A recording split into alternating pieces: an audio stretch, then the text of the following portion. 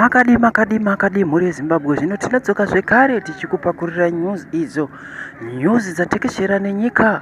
Zvino nyaya iripo inyaya yavaEmmerson Mnangagwa avo vari kupomerwa mhosva yekunzi vakaauthoriza ZESA kuti irilise $52 million kuti ipiwe chivhayo pakuvakwa kwemasola ekugwanda. Ndiyo manyaya mamiriro yaita. Naizvozvo zviri kutaurwa kunzi hapana chakanoitwa ikoko, mari zhinji yakarasika.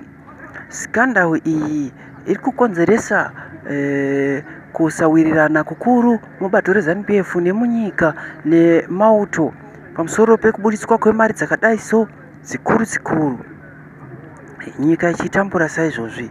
Sio mhuri yeZimbabwe, ndiyo nyaya yandakubatira izvozvi, ndiyo nyaya yandakubatira, nyaya iri kupisa zvakadai so, nyaya inosiririsa mhuri yeZimbabwe muchitambura, vanhu vachitambisa mari, vachiti munyika muna mari, vachiti nyika ikonomi yakadhakwa. Ivo ndivo vari kuita kuti idhakwe mhuri yeZimbabwe. Zvinhu zvinoshungurudza. Naizvozvo tinokutendai nekuona kwamunoita mavhidhios edu zuva nezuva. Ndiyo tsamba ngenda yandakakubatirai. Thank you for watching this video and see you next time.